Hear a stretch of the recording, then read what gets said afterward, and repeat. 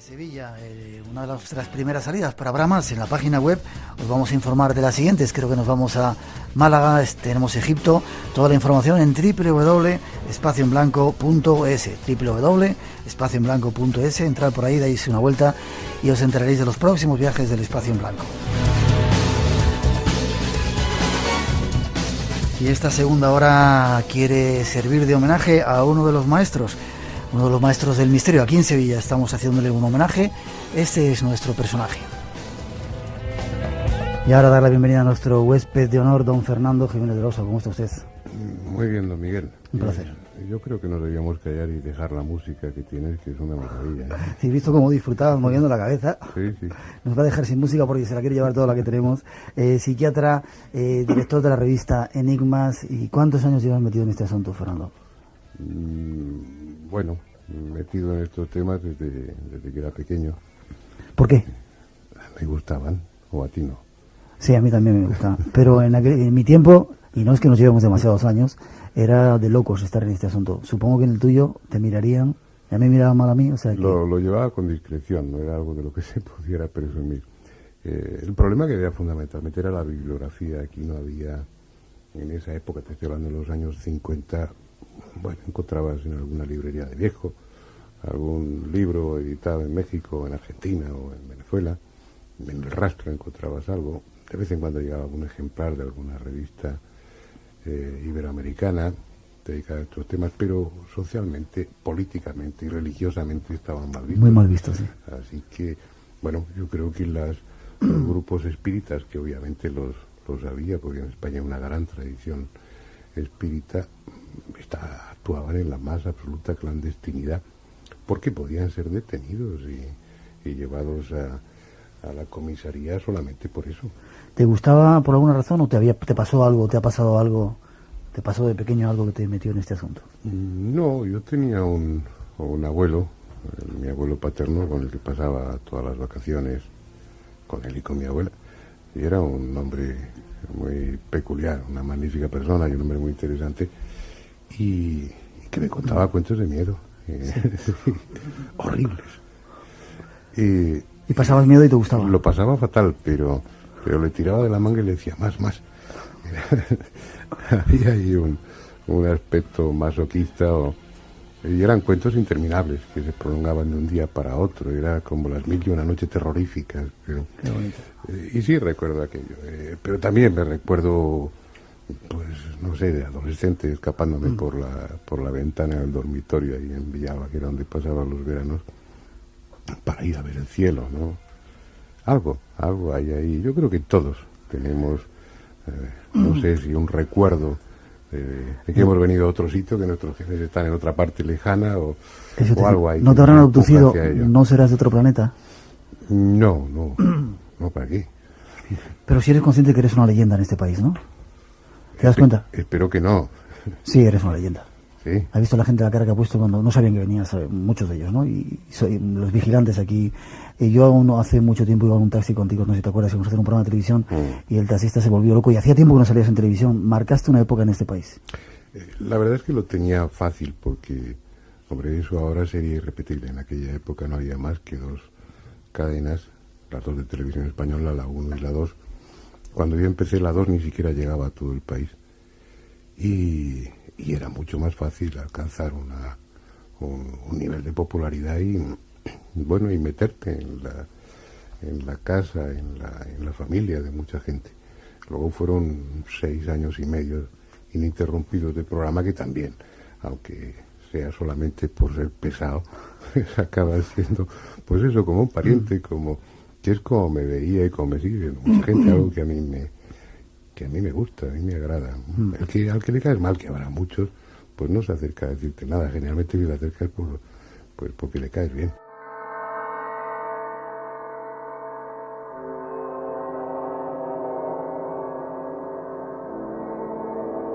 Así era el maestro, no hace falta presentación. Él nos abría hace muchos años el camino de estos mundos. Nos enseñó lugares, fenómenos, gentes y tierras de las que nunca habíamos oído hablar. Y él fue, como él contaba, quien a millones de personas de este país les hizo conocer lo que estaba más allá y descubrir que existían otros mundos. Fernando Jiménez del Oso. Muchos de vosotros nos habéis pedido que volviéramos a poner algunas de las entrevistas, que queríais volver a escuchar al maestro, y hoy, esta noche, vamos a hacer realidad vuestros deseos.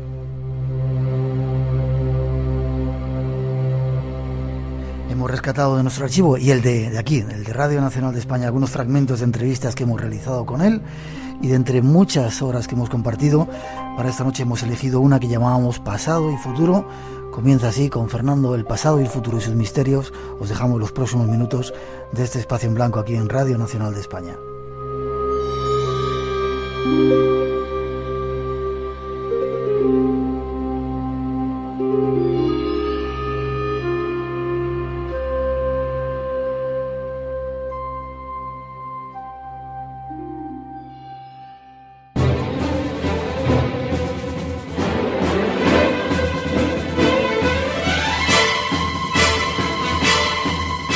El pasado ha dejado sembrado el planeta de restos imposibles, de ruinas inexplicadas, de símbolos desconocidos y de huellas que nos conectan directamente con el futuro.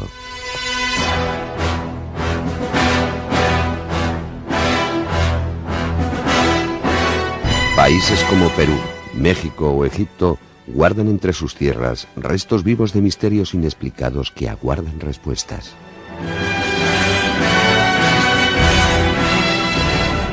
Respuestas que según muchos van a ir llegando en este tercer milenio. Las huellas, los ecos del futuro siguen enterrados en el pasado y cada día más nos acercamos a su posible explicación.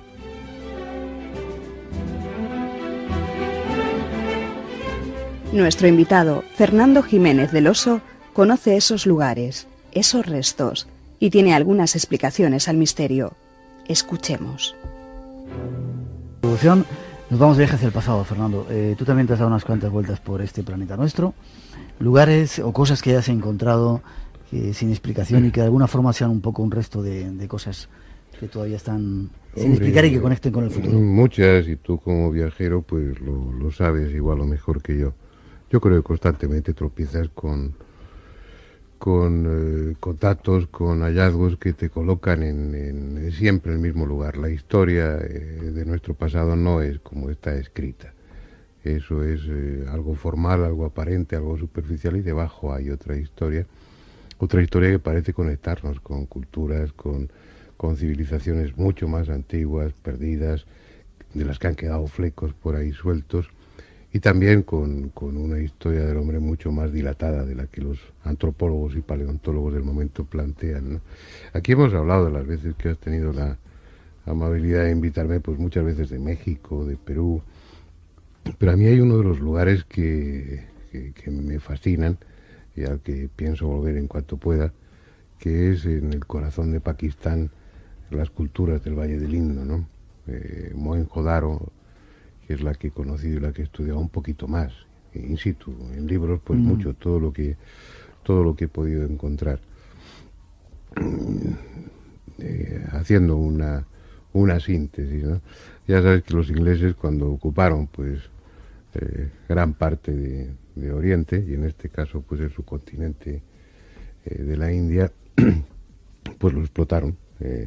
Son gente muy racionalista, muy pragmática, y lo que hicieron para conectar los puertos, en este caso el puerto de Karachi con el interior del país, pues igual que hicieron en la India, en Pakistán, hicieron un ferrocarril, un largo ferrocarril. Y pasa muchas veces, lo hemos comentado en otra ocasión hablando de Tiahuanaco, por ejemplo, como gran parte de las ruinas de Tiahuanaco están sirviendo de cimentación a las vías de un tren, ¿no? Pues aquí pasó igual. Encargaron el ferrocarril Karachi-Lahore a dos hermanos ingenieros ingleses, los Brunton, y bueno, a uno, el del sur, se le ocurrió pues desmontar una ciudad medieval para todas las ruinas, para fragmentar la piedra y que eso sirviera de base, para las vías. Y se lo dijo, le escribió a su hermano que estaba trabajando en la línea del norte, y oye, busca por ahí, como hay poca piedra, y si encuentras una ruina ya sabes lo que tienes que hacer. Entonces el ferrocarril de Karachi-Lahore tiene un trozo como de unos 200 kilómetros, que la vía férrea está cimentada sobre los restos de de las ciudades más fabulosas, de una de las culturas más inquietantes. Me refiero a Jarapa. Y también sirvió para eso, para que, bueno, alguien descubriera que esas ruinas a lo mejor tenían algún otro interés, además del de cimentar las vías del tren. Y así se descubrió una cultura de la que todavía se sabe muy poco. Yo creo que tú también conoces esa zona, y si no, pues la vas a conocer seguro. La conozco. La conoces, pues sabes que no es fácil el moverse por allí con un equipo, ¿no? Para que te das una idea, el avión de Karachi a Larkana, que es el aeropuerto más cerca de Mohenjo-Daro, pues toda la maleta de metal donde iba todo el equipo eléctrico y toda una serie de pues cintas y demás, no la cargaron en el avión porque pesaba mucho. ¿Cómo la llevaron? Y menos mal que llevábamos una cámara en mano y que teníamos algunas cintas, ¿no? Pero bueno, aquello fue un viaje muy interesante, y por fin llegamos a Mohenjo-Daro. Yo iba buscando el unicornio, ¿Sí?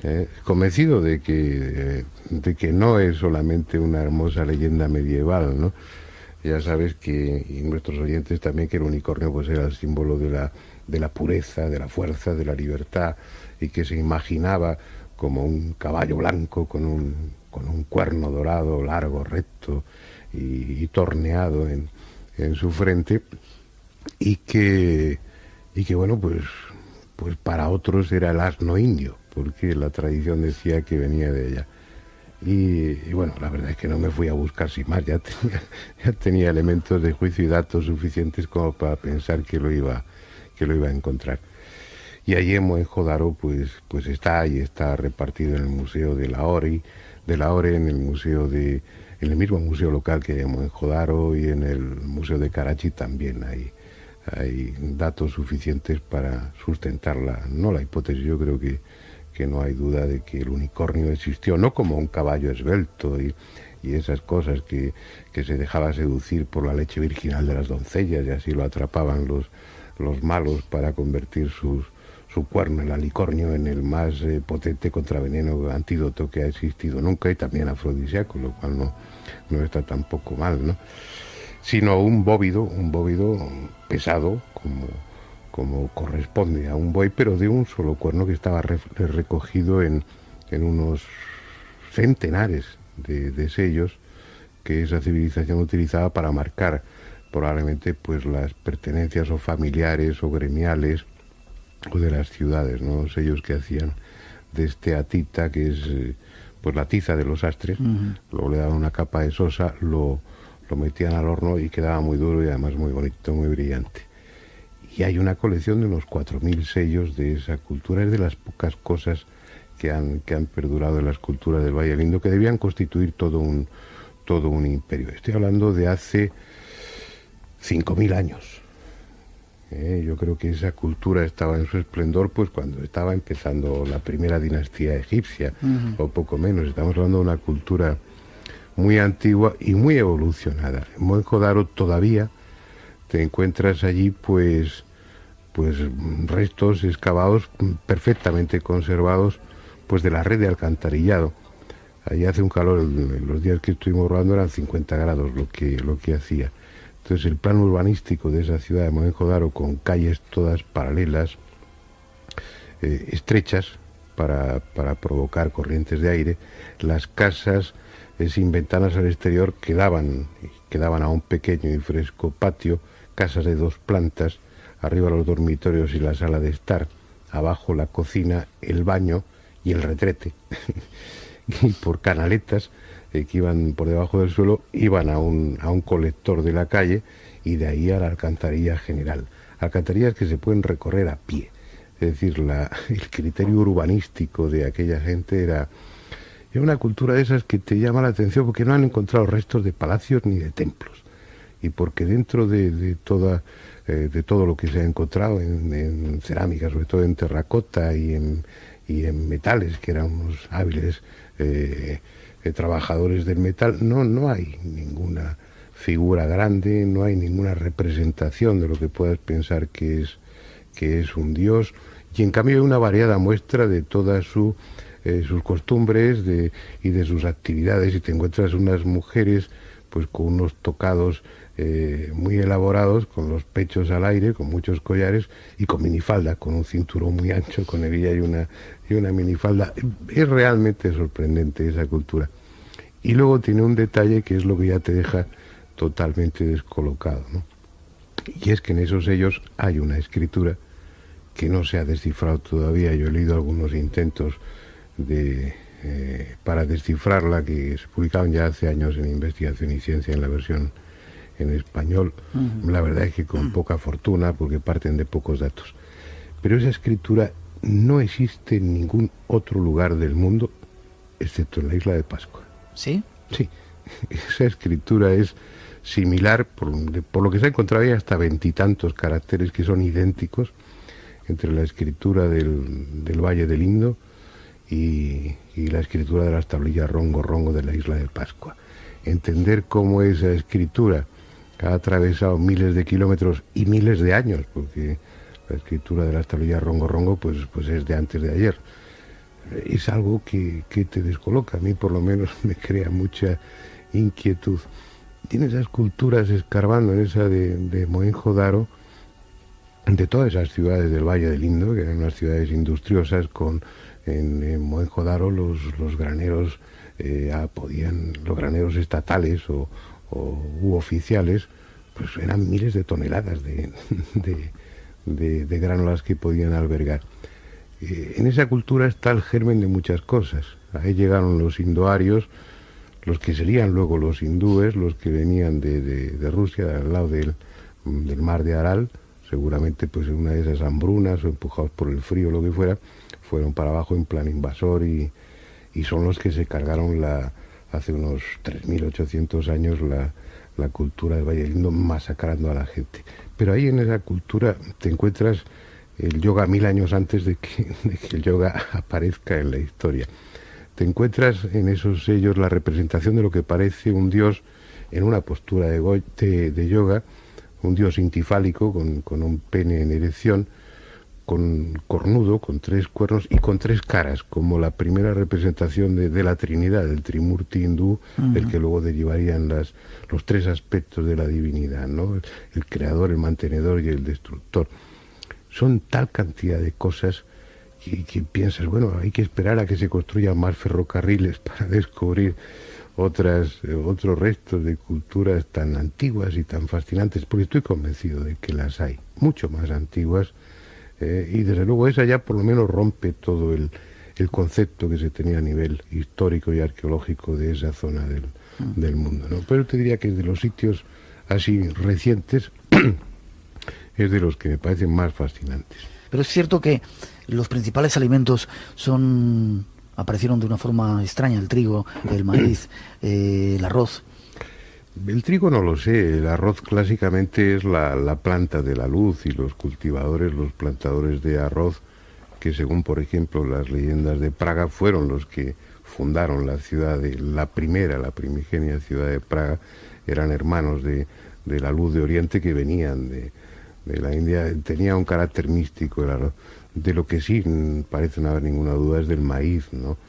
Y de hecho así se entiende en América, como un regalo de los dioses. El maíz es un vegetal que espontáneamente no se da. Es necesario la hibridación y tiene que ser el hombre si el hombre desaparece, el maíz desaparecerá. Y los antecedentes que hay del maíz, el maíz silvestre, el maíz tunicado, son unas gramíneas tan ridículas que a mí me llama la atención cómo estas culturas que tenían a su alcance pues la papaya, la patata, multitud de hortalizas y de verduras, que no tenían a ese nivel necesidad de buscar nada, seguían ese cultivo de milpas que tú conoces, quemaban un trozo de bosque, cultivaban, y al cabo de unos años se iban a otro, dejaban que el bosque se regenerase, y tenían todo tipo de vegetales a su disposición. Que a alguien se le ocurriera, viendo aquellas gramíneas que dan risa, en el Museo Nacional de Antropología e Historia de México están, no me cabe en la cabeza que se les ocurriera, vamos a partir de aquí, de esto, que es poco menos que un arbusto, para crear una planta. No, da la impresión de que ha habido alguien que en un momento determinado dio la información completa de cómo hacerlo. Quizá igual como que las religiones, que parece que siempre por encima de todas las religiones, de todos los grupos humanos, ha habido una intervención de dioses, de gente de arriba.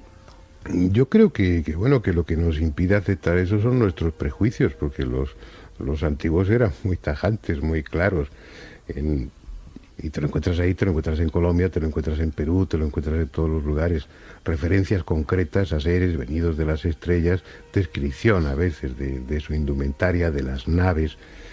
Cuando llegó Hernán Cortés, pues tuvo esa suerte o esa baza a su favor, que las crónicas hablaban de dos, que además iban vestidos con túnicas parecidas a las de los frailes, que habían venido, que habían estado adoctrinando a los antiguos mexicanos, a los aztecas mexicas, más o menos con el mismo contenido que los sermones de los frailes, ¿no? Supongo que una incitación al amor y a la hermandad y todas esas cosas. La diferencia es que no habían venido en barco, que habían venido desde el cielo.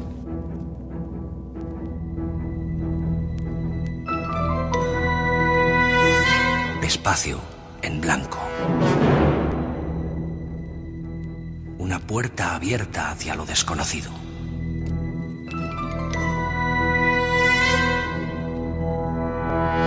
Entra con nosotros.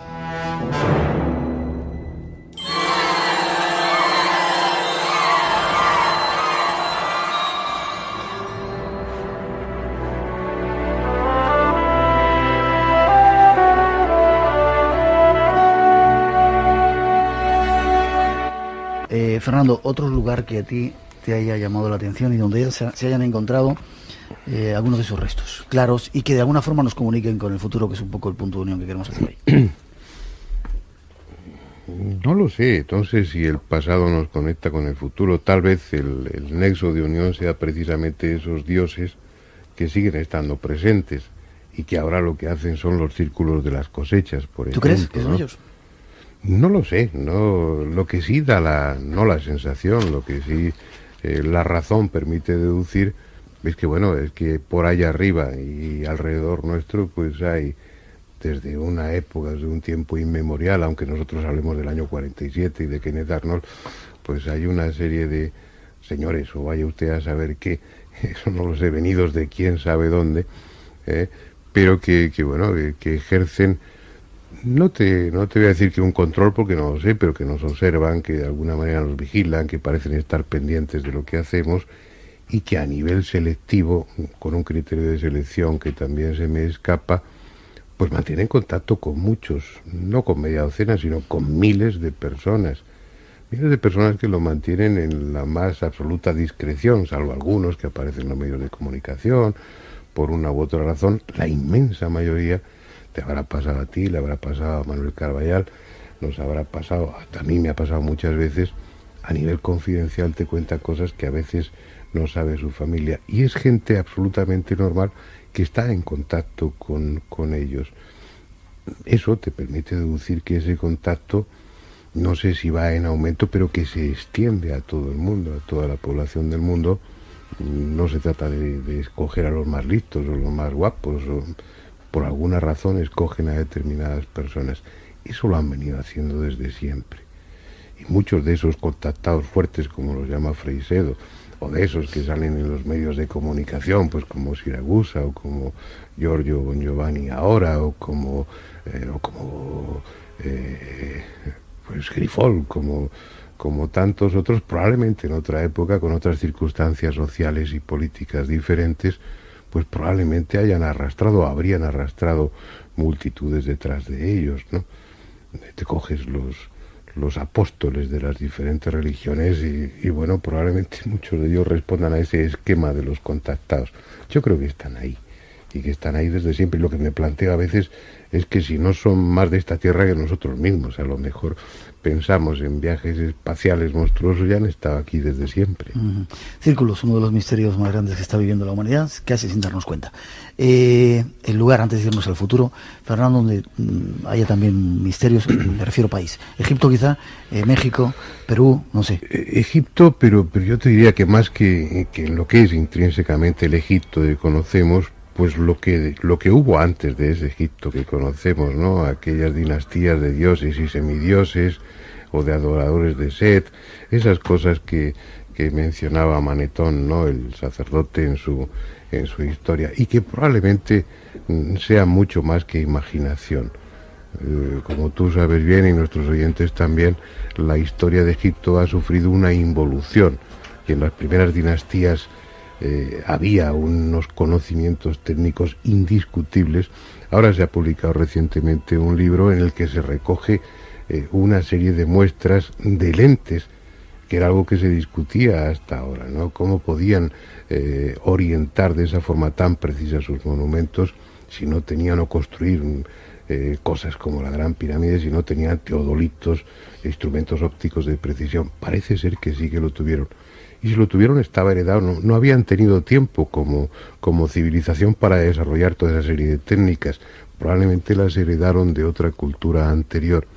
Y luego después, con el paso del tiempo, se perdieron. Ya sabes que esos conocimientos estaban reservados a una casta, la sacerdotal, que eran además de sacerdotes los científicos de la época, y como siempre ha sido, el conocimiento es una fuente de poder, y eso de eso el pueblo no tenía la menor idea, por supuesto, ¿no? Para ellos todo era magia y religión, pero había una técnica debajo. Y a mí lo que me gustaría es encontrarme, poder tener acceso a ese Egipto pretérito, a ese Egipto anterior al Egipto maravilloso, antiguo Egipto que conocemos. Pero parece que hay muchas pruebas y suficientes datos de que el hombre es mucho más antiguo de lo que nos han contado, de que la historia no es como nos la han contado. ¿Por qué no se acepta? Pues y nos siguen contando las mismas mentiras. Pues porque no encaja en los esquemas. Hace, pues en el número 69, hace ya, bonito número por cierto, hace ya unos cuantos meses publicamos un reportaje de Tim Coleman y una entrevista con Michel Cremo, que había escrito un libro, estoy deseando que se traduzca al español, que es algo así como El pasado prohibido, donde recoge toda de eso que leíamos en los libros de Colosimo, de Andrew Thomas, de Leo Talamotti, de esta gente.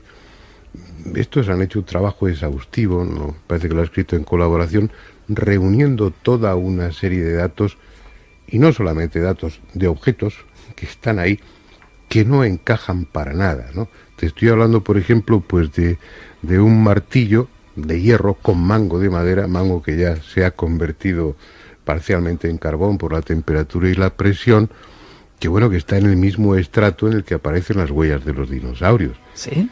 Sí. En uno de los yacimientos paleontológicos más interesantes de Texas, en Peluxy, se han encontrado huellas de dinosaurios y junto a ellas varias huellas de pies humanos. Entonces empieza uno a plantearse si Cabrera está pasado de vueltas o no, o a lo mejor todo el tema de las piedras de Ica, como muchos pensamos, encierra un fragmento y no pequeño de verdad. Esas esferas en Sudáfrica, esferas de metal pequeñas de unos 2 centímetros, todo eso está fotografiado, lo incluíamos en ese artículo. Bueno, pues encontradas en estratos de hace 2.800 millones de años. Eso es algo absolutamente loco. ¿Y no puede ser que se hayan caído por algún agujerito ya, ¿no? Pues todo es posible. Imagínate pues que muchos de esos hallazgos se puedan justificar por grandes terremotos, movimientos telúricos que hayan envuelto restos no demasiado antiguos junto con otros estratos mucho más antiguos, pero no es esa la parece que lo que no es esa la explicación. Es que hay ¿no? Muchas pruebas extrañas por ahí, inexplicables. Pero que eso yo lo he visto, lo he vivido directamente pues en Tiahuanaco con Ponce San Ginés. Cuando preparo esos temas pues procuro acudir a las fuentes originales, ¿no? Y me leí los trabajos suyos, los que había publicado en la universidad, me leí sus estudios, ¿no? Lo que aparecía en los libros, y bueno, descubrí que este hombre pues había marcado un horizonte cultural, y todo lo que no encajaba en ese horizonte pues lo metía en un cajón.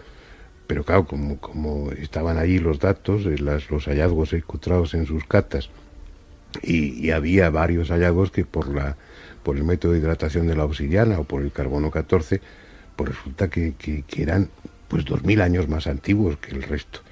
Y eso pues no figura en su informe final ni en sus conclusiones. Y lo mismo hacen muchos arqueólogos y muchos paleontólogos, porque son hallazgos espurios, son hallazgos pequeños que en sí mismos no tienen suficiente entidad como para deshacer todo ese esquema que ha costado tantos años y tanto esfuerzo construir, y lo arrinconan y lo ocultan así de simple. Y esas piezas que en un momento determinado están en un museo, cuando alguien descubre pues que aquello no es un objeto de culto, sino que eso tenía una finalidad técnica, y eso invalida o por lo menos cuestiona la idea que se tiene de ese horizonte cultural, pues esa pieza desaparece, va a parar al almacén o vaya usted a saber dónde. Eso es una norma, eso es una constante. Y bueno, también ten en cuenta que son ciencias muy jóvenes, apenas 150 años, ¿no? Pero se adolece de ese vicio de mantenerse agarrados a los dogmas, a lo que está escrito, a esos esquemas tan difícilmente o tan laboriosamente construidos, y cualquier cosa que signifique una grieta en ese edificio, pues se apresuran a taparla con mentiras y con ocultaciones así de simple. Y cualquier arqueólogo o paleontólogo que sea sincero, pues te lo va a confesar. Ojalá lo hagan pronto. Hasta aquí el pasado. Nos vamos rápidamente después de esa introducción al futuro.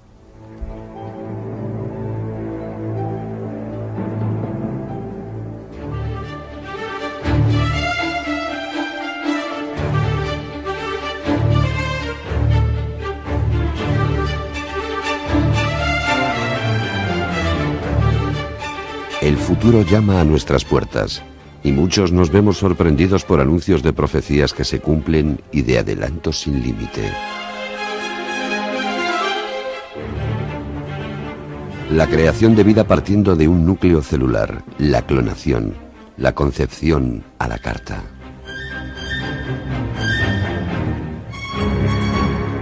Guerras mundiales anunciadas, nuevos órdenes mundiales, el regreso de los dioses, la inteligencia artificial.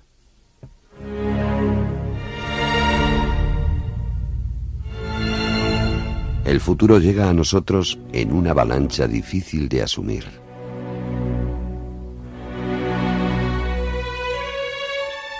Pararlo un poco y analizar cómo es ese futuro que llega o que nos quieren imponer será nuestro propósito en los próximos minutos.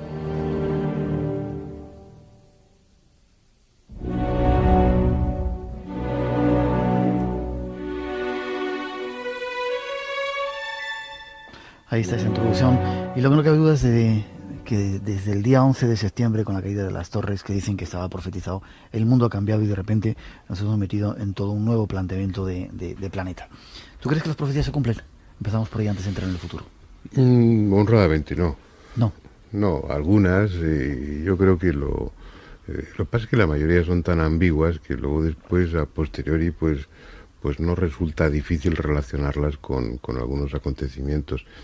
Hay excepciones, y Nostradamus pues, me parece que pese a lo oscuro intencionadamente que es en lo que escribe, pues puedes encontrar ahí hechos que hemos vivido recientemente, pues como la Segunda Guerra Mundial, y puedes encontrar ahí relatos. Y a mí me preocupa si se le da credibilidad o se piensa que esas profecías se van a cumplir inexorablemente, porque hay multitud de cuartetas que hablan de un conflicto entre Europa y los árabes.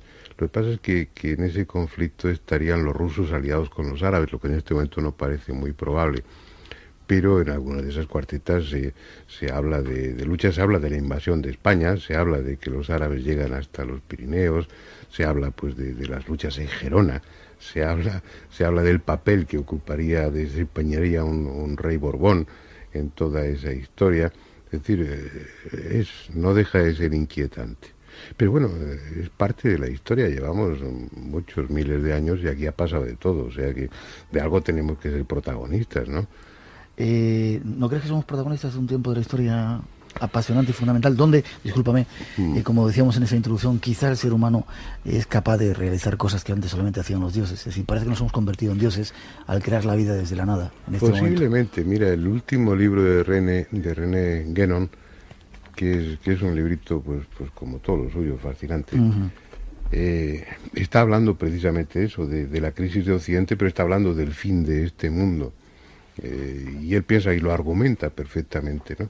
Pero lo curioso es que hace referencia a épocas anteriores a esta edad, que sería pues el Kali Yuga del hierro, de las sombras de los hindúes, para decir que estaríamos llegando al final de eso, para volver a enlazar con lo anterior, en la que el conocimiento intuitivo, en el que la magia más trascendental, en el sentido más auténtico de la palabra, estaba presente, que todo eso está todavía ahí, pero que está sepultado por el racionalismo, por el mecanicismo, por el materialismo, y que es muy difícil acceder a ello, que todo eso se va a ir barriendo y va a volver a salir ese estado de conocimiento que hubo en la edad anterior, y en la que el hombre sí sería realmente el protagonista, pero ya de una manera mucho más espontánea, en el sentido de entrar en una conexión mucho más directa, mucho más abierta con el conocimiento universal, con la realidad en definitiva.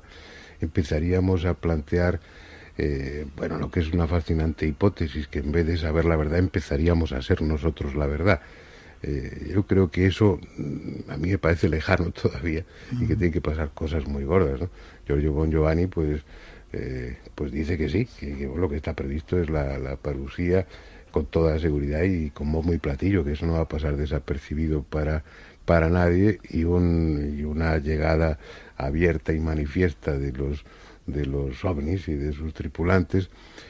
No sé si va a ser así, pero parece que todas las intuiciones, profecías, sean ciertas o no, sean infalibles o no, pero parece que todo está apuntando hacia esta época como una época de cambio, y no para mal. Yo pienso que un cambio para bien, donde probablemente pase eso, donde el hombre adquiera una dimensión más digna que la que ha tenido durante todos estos últimos milenios, ¿no?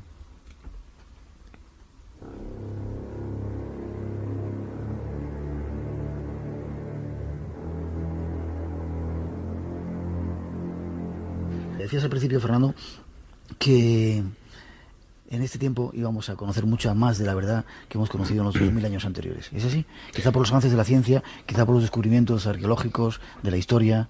La ciencia nos está colocando ya en un punto que no podíamos ni siquiera imaginar, en el que se está hablando pues de lo que venían hablando los ocultistas todo este tiempo, ¿no? De materia, mente y espíritu, pero que empieza por el espíritu y acaba en la materia. Los tres elementos confluyen, pero que lo primigenio, desde un punto de vista de la física cuántica, no estoy hablando de la física más de vanguardia, no estoy hablando de iluminados, pues empieza a plantear ya a nivel hipotético que lo primero es el espíritu, la energía consciente, y que luego después, por una serie de razones para mí desconocidas y supongo que para ellos todavía también, eso se va densificando, se va transformando, que es algo que dice el árbol sefirótico, por ejemplo, ¿no? Desde Keter a Malkuth, ahí abajo en lo más denso es cuando empiezas a subir acumulando experiencia y perdiendo densidad hasta volver a ser pues algo intangible, algo etéreo, una energía consciente. Eso ya empieza a planteárselo la física actual. Pero hay algo que nosotros hemos pensado siempre y que de alguna manera se ha reflejado por muchos autores, que es que muchas de las grandes verdades las sabemos, las tenemos dentro. Ya. ¿Y por qué no las aplicamos? Pues porque todo eso está cubierto, ahora está relegado a lo inconsciente, a las capas más profundas de nuestro yo, pero da la impresión de que lo que haces es redescubrir las cosas. Y además te identificas con ellas. Cuando algo sale dices, sí, esto es. ¿Y por qué sabes que sí, eso es así? Ya. Como si lo hubieras sabido siempre, pero no lo hubieras tenido en tu consciente. Esa es una de las cosas que plantea René Guénon en ese libro también, ¿no? Y preguntan también si el conocimiento es poder, si puede que haya un grupo que esté controlando, pues eso, el conocimiento, la historia verdadera, la verdad, así con mayúsculas, y que solamente nos estén dando a nosotros pequeñas migajas para tenernos controlados. No, hombre, eso a pequeña escala pues sucede con los gobiernos y viene sucediendo pues desde hace tiempo. El astronauta Gordon Cooper pues justificaba en una entrevista que saldrá en el próximo número, justificaba al gobierno norteamericano por por qué razón empiezan a ocultar el fenómeno ovni en los años 40 y tantos. La guerra estaba muy reciente, había una auténtica psicosis, pero luego después han ido enredando en sus propias mentiras, y lo que viene a decir es que eso va a seguir hasta que pase algo tan gordo que no lo puedan ocultar, o que no lo puedan negar, y que entonces será cuando ya no tenga más remedio. Pero si no sucede eso, esa cadena de mentiras pues les compromete para seguir manteniendo la mentira. Ya. Con eso mismo pues estará sucediendo a otros niveles. El conocimiento es un instrumento de poder. Muchas multinacionales, muchas universidades, con toda seguridad que tienen temas probablemente resueltos, y que por razones económicas o por razones de mercado, pues no, o por razones estratégicas, no lo ponen en marcha. Te diría con el SIDA, con el cáncer y con cosas así de tremendas, ¿no? Pero ese otro conocimiento profundo del que estamos hablando, que más que quisieran que tenerlo, y ojalá no lo tengan nunca, ¿no? Porque pienso que no harían un buen uso de él. Ojalá. Preguntan también si es cierta la leyenda de un chip de 3.000 años de antigüedad que se encontró en unas excavaciones arqueológicas. ¿Sabes algo de ello? Algo leí de eso, pero yo, si no lo veo, o si no tengo más datos, pues pienso que se escribe también con frivolidad sobre eso, ¿no? Pero hay mucho. Lo del chip no recuerdo dónde fue, ni los datos concretos, y probablemente no fuera un chip, probablemente se hablaba de un circuito impreso, y probablemente pues fuera parte de algo. Tú coges la cerámica y coges muchas muestras de las culturas sudamericanas, y bueno, si las contemplas a primera vista, pues esos dibujos parecen un circuito impreso, ¿no? Un chip que yo sepa, ¿no? El futuro, ¿cómo lo ves? Terminamos, nos queda un poco tiempo. El futuro, pues yo vuelven los dioses, regresan. Lo veo fascinante. Veo un futuro de cambios acelerados, y estoy expectante. Yo creo que nos ha tocado vivir una época muy, muy interesante en la historia de la humanidad. Y no sé si los dioses retornarán o nosotros nos daremos cuenta de que han estado aquí siempre, ¿no? Pero no, esos dioses, no lo sé, almibarados o con barbas blancas o demás, ni siquiera hermanos mayores, sino otra referencia, otro escalón en la evolución, que bueno, que está conviviendo con nosotros y al que accederemos probablemente si nos portamos bien. Sin embargo, ojalá, y sin embargo, si lo que es curioso en esta época es que tenemos todos los medios para poder encontrar la verdad, o poder evolucionar, o poder encontrar el camino del espíritu, sí, Dios, llámalo como quieras. Lo que pasa es que seguimos siendo insolidarios, seguimos tendiendo a las pasiones, al fanatismo, y sobre todo la incultura sigue siendo la incultura y el hambre, pero el hambre es consecuencia de la incultura también, y de esa insolidaridad de la que hablaba. Pero la incultura yo creo que es todavía el mal de esta humanidad. La incultura es lo que propicia las religiones contempladas desde un punto de vista fanático. La incultura es lo que lleva a posturas patrioteras absurdas, y es lo que lleva a mantener las tradiciones y otra serie de cosas como si fueran algo realmente importante, cuando son simples costumbres, muchas de ellas que habría que desechar. Yo creo que la incultura es el reto que esta humanidad tiene que abordar para solucionar los problemas.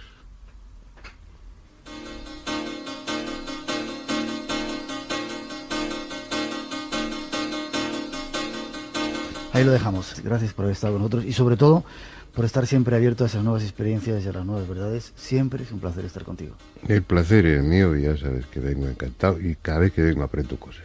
¿Seguro? Seguro, lo haces muy bien. Lo he dicho muchas veces. Yo lo aprendo mucho de ti. Gracias, nos vemos cuando quieras, y que el futuro tengas todo lo que te mereces. Ahí nos encontraremos. Gracias. Gracias.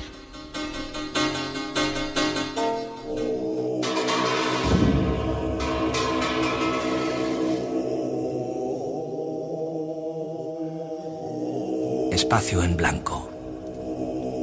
La puerta hacia otras dimensiones.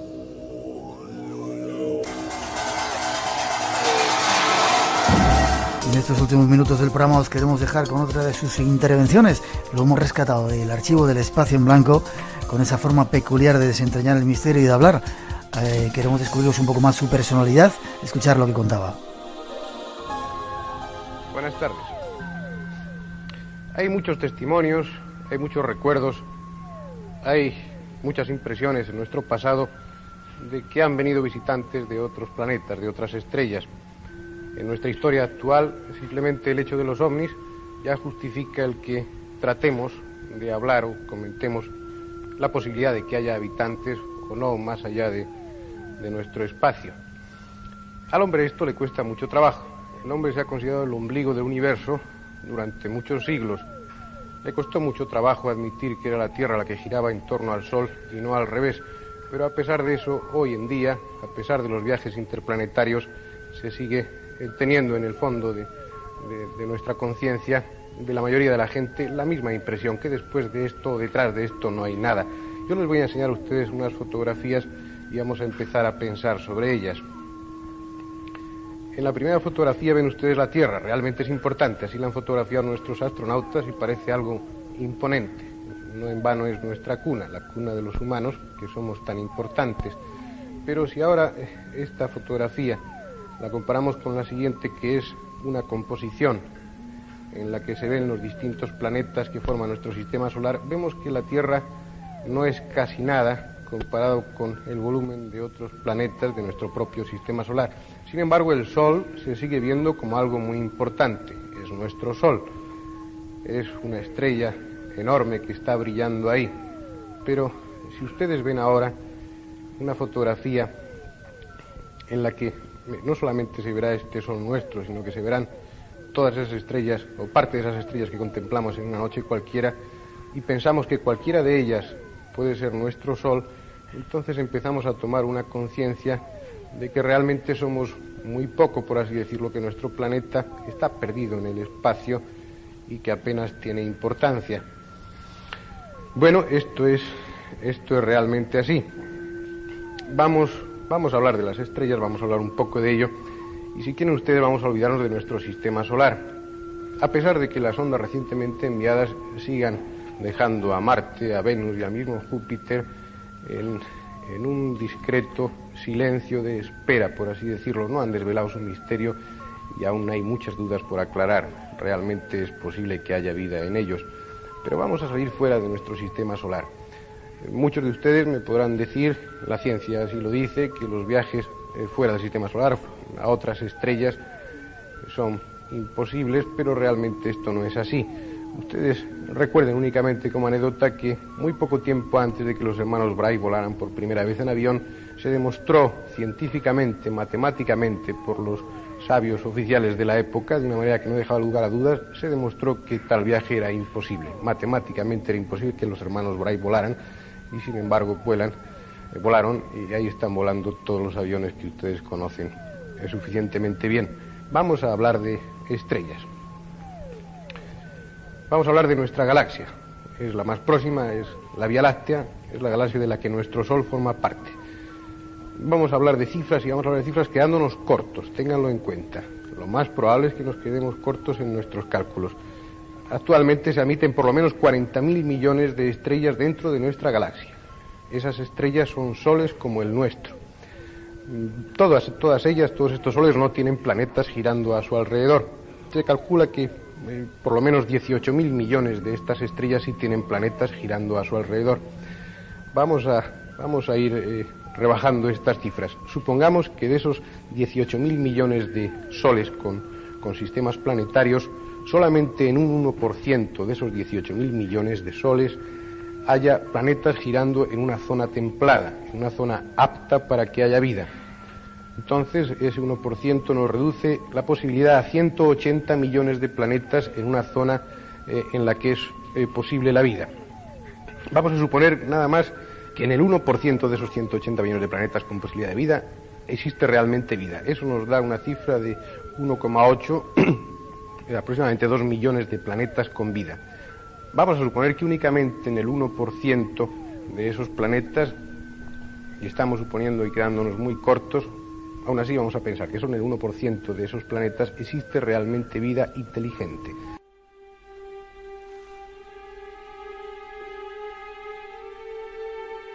Toda una joya, un documento de Radio Nacional de España en el que Fernando Jiménez del Oso nos hablaba, afirmando que había vida más allá de este planeta. Sirva este tiempo como homenaje y como gratitud por todos los caminos que nos abrió. Gracias, maestro, allí donde estés.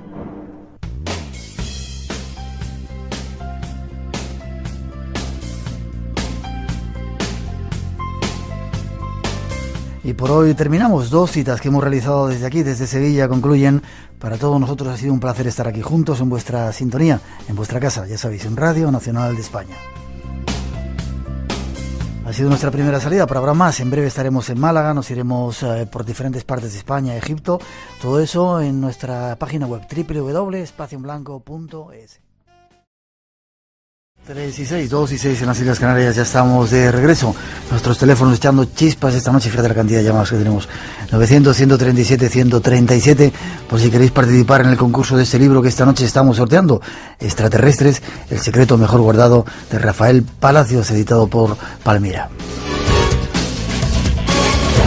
A los que llegáis ahora, estamos hablando de extraterrestres y enseguida un segundo tema nos llega desde Brasil, una especialista en viajes astrales, uno de esos temas que nos habéis pedido que tocáramos en el Espacio en Blanco, y como vuestros deseos son órdenes, aquí lo tenemos.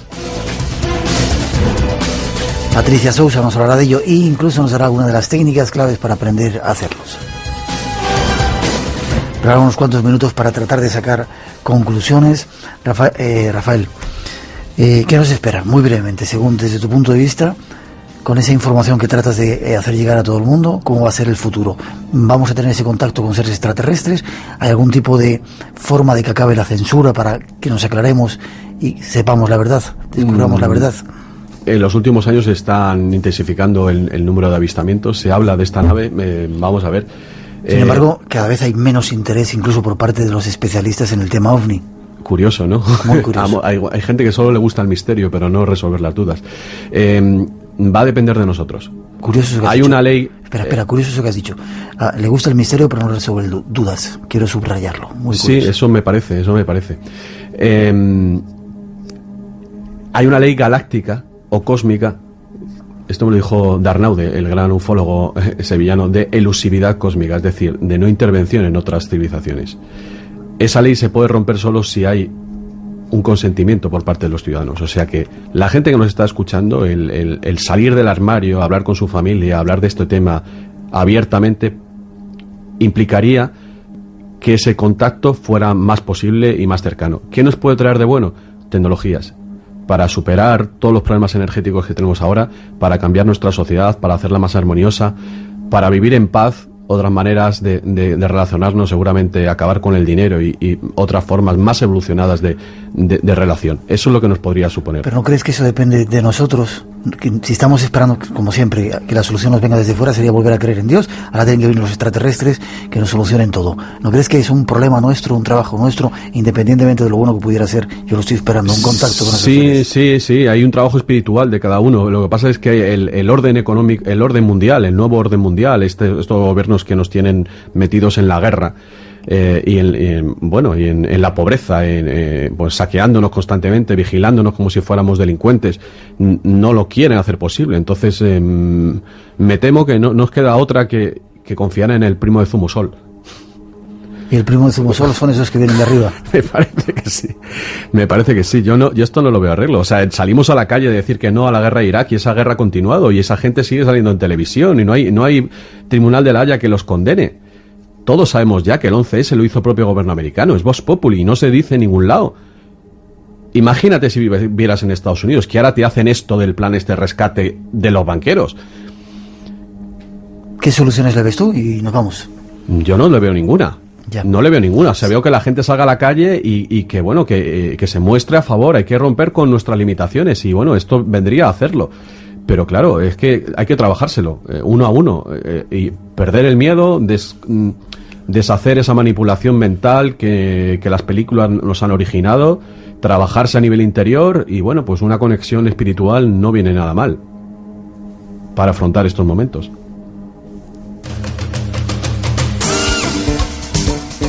Esa música nos indica que tenemos que marcharnos. Hay mucha gente que está preguntando una forma de ponerse en contacto contigo. ¿Hay alguna página web donde podemos...? Sí, rafapal.com es mi página. Repítelo. Me llamo Rafa Palacios por rafapal.com. Esa es la forma más sencilla de llegar y pues ahí, a Dios gracias, está funcionando. Voy a llegar a los 80.000 lectores este mes, 7.000 personas al día de todo el planeta. Y ahí no solo yo, hay mucha gente. Yo me nutro de la información de todo el planeta Tierra que me envían y y bueno, compartimos información y pensamientos, porque yo creo que no es que uno sepa más que otro, aquí hay toda la información, pues gente, psíquicos, canalizadores, videntes y personas del común están teniendo experiencia, que eso sería bonito contarlo, como chavales de 15 años están teniendo contactos telepáticos. Estamos viviendo un momento, y de aquí al 2012 se va a intensificar, en el que lo que antes consideramos paranormal, y como demuestro en el libro, esta gente, estos buenos secretos han sabido estas cosas, se va a democratizar todas estos poderes psíquicos, y es la preparación pues para una nueva conciencia, para una nueva manera de vivir en el planeta Tierra. Ojalá sea así. Extraterrestres, el secreto mejor guardado. Gracias, Rafael, por venir a decirnos esta serie de cosas. Espero que vuelvas al Espacio en Blanco en algún momento. Encantado, Miguel. Gracias. Y ahora informaciones de cosas que justo en este momento quizá necesitamos. Un acto que mañana se va a realizar aquí en Madrid, absolutamente libre, ya que os invitamos a la gente del Espacio en Blanco, y después nos vamos a hablaros de viajes astrales, ese tema que todos esperabais.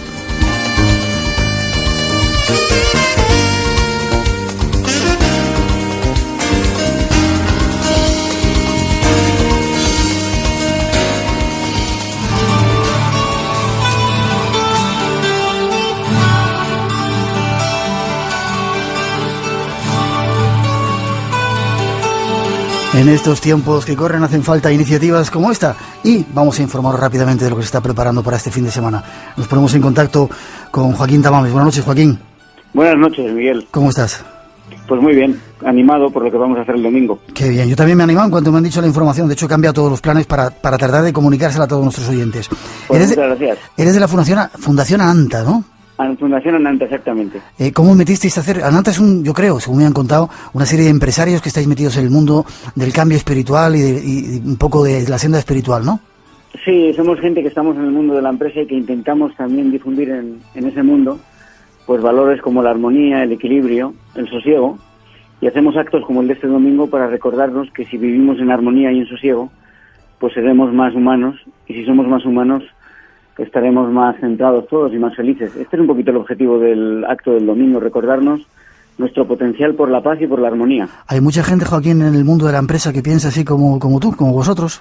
Pues yo creo que cada vez hay más gente que se da cuenta de que el mundo y la vida que tenemos pues hay que cambiarla, porque si no acabamos pues descentrados, y lo estamos viendo todos los días.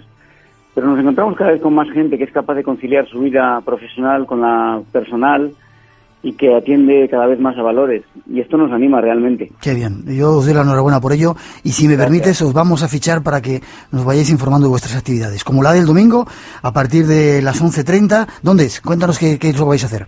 Pues esto es en el Palacio de Congresos de Madrid, en Castellana 99, empieza a las 11:30 y acabará más o menos hacia las 2. Uh-huh. Es un acto gratuito, tenemos 5 ponentes, que son Inma Sánchez, la periodista de La Vanguardia de la Contra, la hermana Genti, que viene de Londres y es de la Universidad Brahma Kumaris.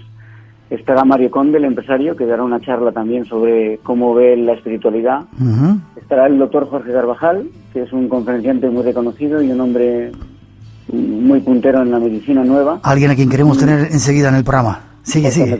Y a María Alonso Puig, que es un cirujano y conferenciante en el mundo de los negocios, pues también muy reconocido, y que es muy estimulante lo que nos va a contar. Y luego habrá 5 piezas musicales. Rabbit Goldsmith viene de Barcelona con su hong, que es un instrumento muy poco conocido y precioso. Uh-huh. Y yo invitaré a la gente que venga al acto, aunque solo sea por ver a Rabbit. Tocará Lola Montes, que viene de Sevilla, Israel Paz, que nos hará un cante flamenco también muy breve pero muy bonito, Julio García, que ya ha tocado en algunos actos nuestros de Nantes, y también Luis Paniagua, que estuvo en la primera versión del Contigo Somos Más Paz, estuvo el año pasado y está en este tercero también. Ajá. El día 28 de septiembre, domingo, a partir de las 11:30, en el Palacio de Congresos de Madrid. Lástima que solamente sea para la gente de Madrid, la tercera convocatoria por la paz.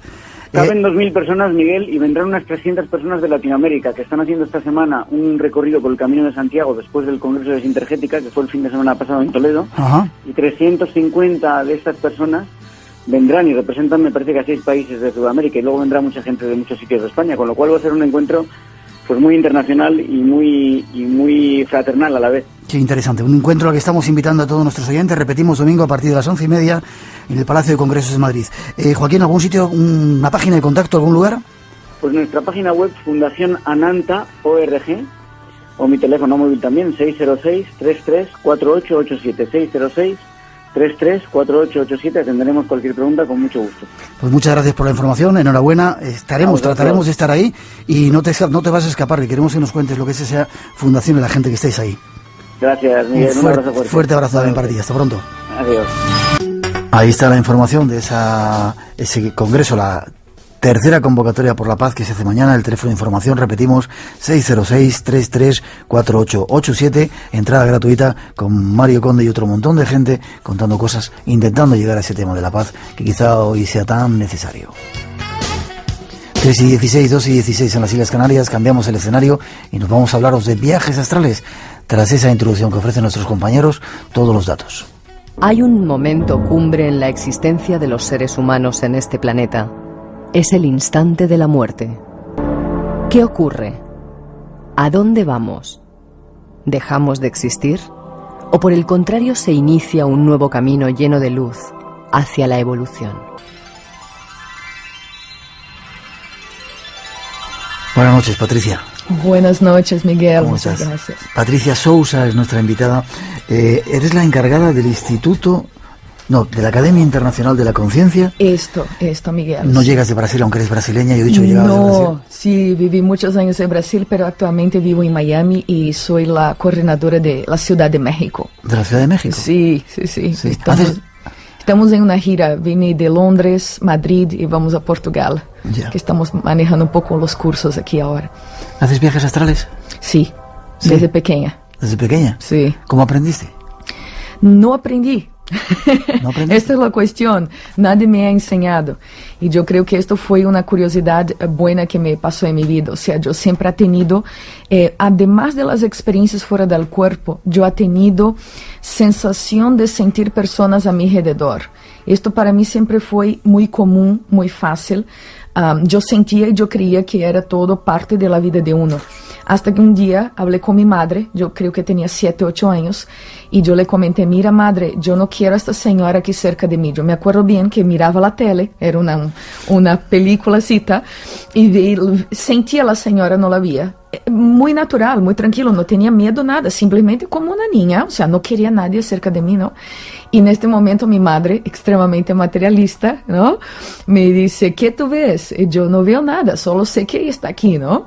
Y 2, 3 días después, tal vez, Miguel, yo estaba en el psicólogo, mi madre me puso a ser estudiada, entonces hice muchos exámenes y tuve que ir al médico y hospital y todo por ver la cosa de la cabeza, se funcionaba y no funcionaba, ¿entiendes? Porque la persona uno piensa que uno está loco, ¿no?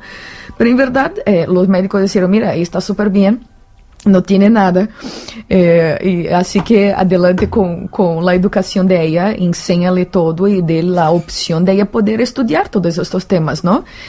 Pero no, a lo contrario, mi madre con mucho miedo y nunca me ayudó, nunca me apoyó en nada. Entonces yo asumí como que tuve íntimamente mucho miedo de todo esto porque no quería volver al hospital. Imagínate una niña 7, 8 años, ¿entiendes? Sacando sangre y cosas de este tipo. Así que me aislé. Y hasta más o menos los 13 años de edad, cuando yo en una conversa con mi abuela, yo le dije, sí, porque yo vuelo a la noche. Yo le comenté, a la noche yo sentía que volaba. Y normal, y me daba un placer tremendo volar.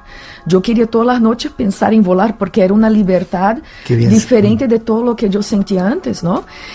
Y mi abuela dijo, sí, yo también lo hago. Aquí está un libro. Y me regaló un libro que tengo hasta hoy que se dice Espiritismo para los Católicos. O sea, que era el modo de introducirme, porque mi familia venía del catolicismo, de introducirme a pocas nociones de que hay otras dimensiones, de que hay otros cuerpos, de que vivimos después de la vida y etcétera, ¿no? No te he ofrecido agua. ¿Quieres un poco de agua? No, estoy súper bien. Muchas gracias. Hay muchas cosas que queremos tratar contigo.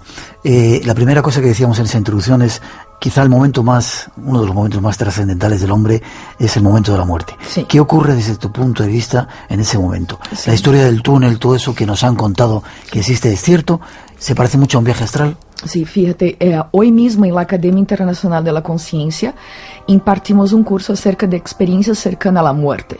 Fueron 3 horas de discusión con un grupo de personas estudiando este tema, porque tú sabes que hoy en día, por ejemplo, en los Estados... No te doy las gracias porque mañana das otro curso, sí, tendrás que estar súper temprano allí, ¿no? Mañana tenemos que estar tempranito, sí, pero es un gusto estar aquí, por eso que hacemos todo el esfuerzo. Te doy las gracias por el esfuerzo de estar con nosotros. Pero bien, fíjate, Miguel, como 8 millones de personas ya han tenido experiencias cercanas a la muerte, ya catalogados, como que registrados en los Estados Unidos, solo en los Estados Unidos. Es un dato que te traigo de allá, porque es donde vivo, ¿no? Pero 8 millones de personas. Entonces, esto es un número que hasta cierto punto ya es un poco superior a la media de cualquier otra cosa. Entonces, por la cantidad de experiencias, hemos estudiado este tema y traído a la información de nuestros estudiantes. Pero fíjate, hay un problema muy grande de la ciencia. La ciencia aún no acepta que nosotros salimos fuera del cuerpo, pero está aceptando que uno puede tener un vislumbre, un pequeño vistazo de la muerte a través de la experiencia cercana, ¿no? Pero en verdad los dos fenómenos son la misma cosa. Salir fuera del cuerpo a la noche de modo espontáneo, natural, positivo, es una experiencia igual a la experiencia cercana a la muerte. La única diferencia es que la experiencia cercana a la muerte, por ser un tipo de salida fuera del cuerpo, ocurre cuando la persona está bajo a una tensión, a un estrés, o a un accidente de carro, a un coma, una parada cardíaca, o sea, muy cerca de la muerte clínica. ¿Tú me entiendes? Pero nosotros incluso hacíamos un poco de broma en el curso y decíamos, no necesitamos evolucionar a través de un accidente de carro, ¿tú me entiendes? Podemos evolucionar y podemos estudiar estos temas a través de técnicas simples y salir fuera del cuerpo y tener resultados incluso mayores que la experiencia cercana a la muerte. Pero fíjese, una cosa que tú has me preguntado acerca de la muerte. Cuando uno sale de su cuerpo y ve que no es el cuerpo físico, que no tiene solamente una vida, que no vive solamente en una dimensión, empieza, Miguel, a partir de ahí a tener la noción de que no va a morir, que no hay muerte. Mucha gente llega a nuestra institución sin hemos hablado con la persona antes, no teníamos ningún contacto. La persona dice, mira, yo he tenido varias experiencias, ya me doy cuenta de que no hay muerte porque yo salgo y regreso y ahora quiero controlar esto, ¿no? Entonces son los famosos sueños de vuelo, sueños de saber que estamos soñando. ¿Cuántos de los oyentes no han tenido esto? Sueños que sabemos que estamos soñando. Aquele momento que decimos, esto es un sueño, no hay que preocuparme, ¿no? O aquel sueño en colores, que es muy está yendo claro. demasiado rápido. Disculpe. Vete más despacito. Antes de nada, decir también tenemos un libro más que queremos sortear de Wagner Allegretti, que son las personas que están con vosotros trabajando.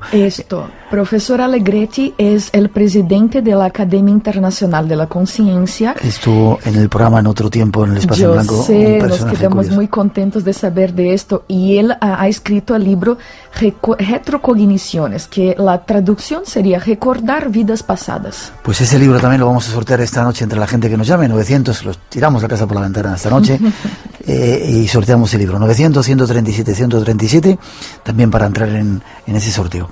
Quiero ir por partes porque me estás soltando Adelante, todas. Por favor. ¿Por qué la ciencia no acepta o no ha dado más claves concretas de eso que ocurre después de la vida, justo en el momento de la muerte? ¿Por qué no tenemos casos más datos concretos? Tú sabes que nosotros somos ciencia, somos una institución sin ánimo de lucro, todos somos voluntarios y trabajamos para la educación y enseñanza de estos temas.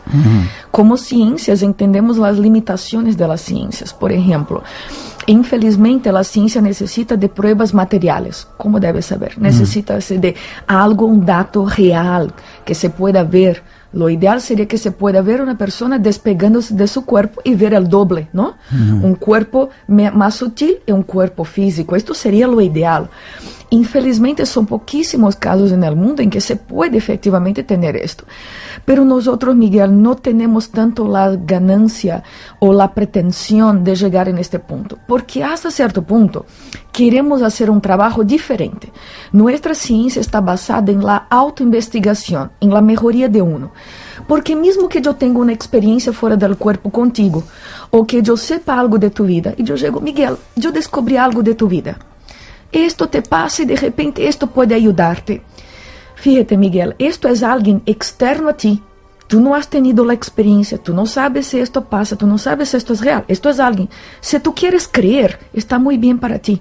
Pero lo ideal es que usted pase por la experiencia y sepa, no, esto existe, esto es una experiencia real. Por eso nosotros tenemos una regla en la IAC que decimos así, no cree en nada, tenga sus propias experiencias, porque no estamos aquí para buscar más creencias de lo que ya existe, estamos aquí para buscar datos reales. Entiendo. Queremos que nuestros estudiantes salgan de la clase con técnicas prácticas reales que cambien la vida de ellos. No simplemente una idea, más una filosofía, más una idea loca. No, es así. Mañana yo quiero mejorar la relación con mi hijo, con mi esposo, con mi jefe. Yo quiero mejorar mi salud. Yo quiero hacer una autosanación, que es posible hacerlo, ¿entiendes? Yo quiero tener más fuerza energética. Todo esto son datos que se puede lograr con la experiencia cercana a la experiencia fuera del cuerpo. Vamos a intentar esta noche, si te parece, que nos des algunas claves para poder adentrarnos en ello, claro. Y luego teléfonos de contacto para que se pongan en contacto con vosotros, valga la redundancia. ¿Qué es un viaje astral? ¿Una salida fuera del cuerpo? Sí. ¿Qué se puede conseguir cuando uno hace un viaje astral? Perfecto. El viaje astral es un despegue de este otro cuerpo que la gente comúnmente llama de alma, espíritu, esencia, ¿no? Y se despega del cuerpo físico. Esta alma carga con ella la conciencia, nosotros, quién somos realmente, ¿no? Y al estar en estas otras dimensiones, aprendemos a convivir con realidades no materiales. Entonces encontramos parentes que ya fallecieron, porque en verdad no fallecieron, están ahí reales, existen, ¿no? Continúan evolucionando, como decimos. Las personas que tienen experiencias fuera del cuerpo, pueden tener acceso a sus informaciones personales, o sea, tareas que ella tiene que hacer en esta vida. Miguel, hay mucha gente que llega a nuestra institución no por los fenómenos paranormales o por las bioenergías, pero llega a la institución porque ellos quieren entender un poco más acerca de la vida de ellos. Ellos sienten que tienen algo que hacer, que tienen una misión de vida, vamos a poner así. Pero no hay ningún dato en la sociedad, ningún medio que divulga esto. Entonces ellos tienen una inquietud. Muchas veces la experiencia fuera del cuerpo es la solución para esto. A través de un viaje astral uno puede llegar. Exactamente, es fantástico. Tú empiezas a entender, mira, yo nací en esta familia, en este grupo, tengo este hijo o tengo esta pareja, por estas razones. Tengo que escribir un libro en mi vida, tengo que hacer una tarea mayor para la sociedad, tengo que ayudar a la gente, tengo que desarrollar una teoría. Enfim, a partir de aí empiezan a venir una serie de, vamos a decir, ideas que son particulares a cada uno de nosotros, ¿no? Pero la experiencia fuera del cuerpo nos da una noción muy seria, Miguel, de que la vida no es solamente esto que estamos haciendo aquí. Entonces, mucha gente tiene la visión materialista, una vida, un cuerpo, una oportunidad y se acabó, ¿no? Con la experiencia fuera del cuerpo, las personas se dan cuenta, espera ahí, no, yo continúo a vivir después de la muerte. No hay la muerte física, la muerte física hay, pero no hay la muerte conciencial o el espíritu. La conciencia existe y continúa. Por esto, Miguel, que tú me preguntaste antes acerca de la experiencia cercana a la muerte, que es muy importante. Hoy en día las personas ya consiguen ver la muerte y decir, mira, si la muerte es esto, yo quiero morirme porque está mejor allá que acá, ¿no? Es una broma, pero... La gente que pasa por la experiencia cercana a la muerte, hay un número muy grande de personas que no quieren regresar.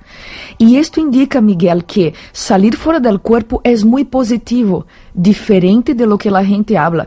Es negativo, es peligroso, no se puede, es para algunas personas. Mira, la gente que está nos escuchando, si usted quiere desarrollarlo de modo lúcido, hay técnicas para esto, hay métodos para esto. Nos vas a contar algunas dentro de un momento.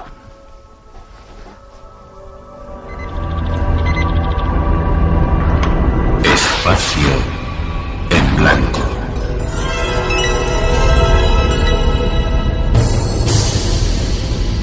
Un viaje hacia otros mundos.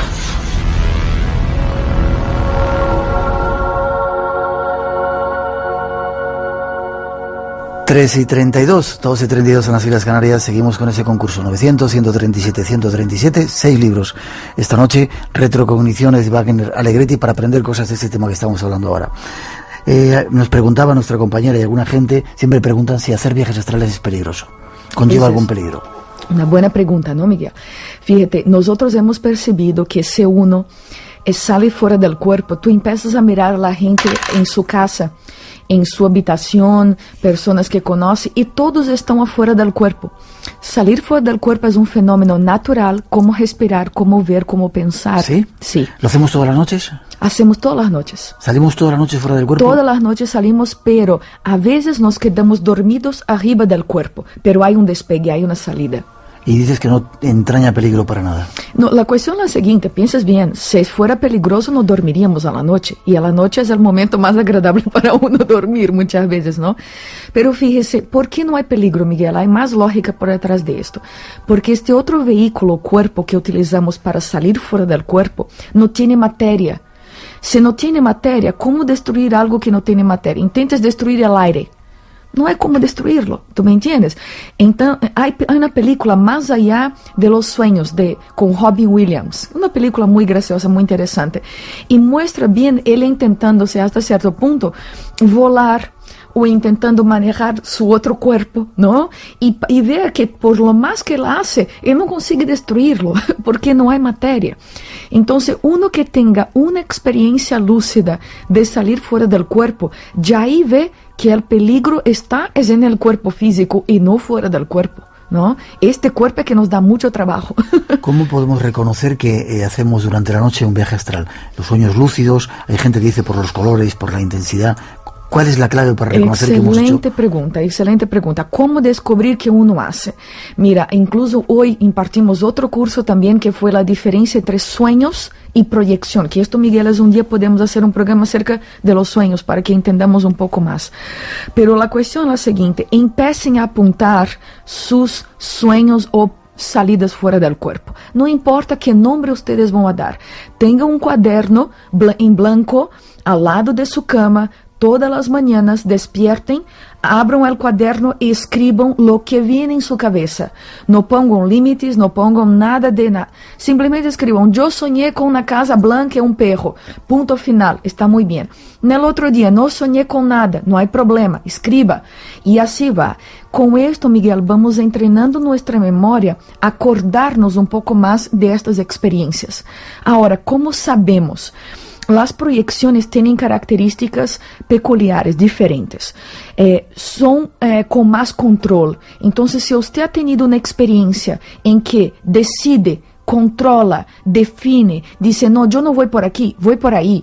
Yo no quiero esto, quiero aquel, quiero volar. Cuando usted toma decisiones adentro de su sueño, esto no es un sueño, esto es una salida fuera del cuerpo. Por ejemplo, cuando usted encuentra una persona y la conversación es muy lógica, muy coherente, muy lógica.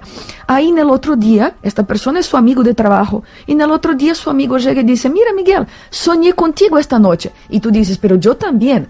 Cuando dos personas sueñan la misma cosa, es una salida fuera del cuerpo. Se han encontrado en ese otro plano. Exactamente. Yo comenté en el curso un caso muy interesante que pasó en los Estados Unidos con una muchacha, que ella soñó a la noche que varios tiburones habían se muerto en la playa. Ella se via de arriba y via vários tiburones y sangre en la playa, como se llegaron en la arena y se murieron ahí. Esto fue un sueño teóricamente para ella. Despertó con esta idea en la cabeza. Por la mañana prende la tele. ¿Cuál es la noticia que está en la tele? No sé cuántos tiburones mueren en una playa en Miami. Fenómeno natural. Entonces, vea, ella consiguió comprobar una situación que pasó en su sueño. Cualquier sueño con comprobación es una salida fuera del cuerpo. Es decir, ella lo había visto saliendo fuera del cuerpo. Exactamente. Preguntas que nos van llegando. Peligros. Cuando uno está fuera del cuerpo puede haber una posesión, entrar otro espíritu, cogernos el cuerpo. Sí, fíjate, ¿cuántas noches ha pasado esto con nosotros en todos nuestros años de vida? Nunca, ¿verdad? Pero hay personas que son personas muy psíquicas, con mucho descontrol bioenergético, ¿entiendes?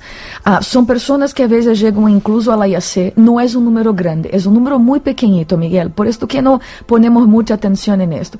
Pero estas personas permiten la conexión con otras conciencias. y esto es llamado de posesión. Hay casos negativos y hay casos positivos. Hay casos de la psicografía. Hay libros psicografados que es con el apoyo de otras conciencias, o sea, no es nada negativo. Pero fíjese, hay personas sí que tienen desequilibrio energético y que otras conciencias toman cuenta de su cuerpo, pero son casos 0.001% de las situaciones. Nosotros tenemos una conexión bioenergética muy fuerte entre este otro cuerpo que sale y el cuerpo físico.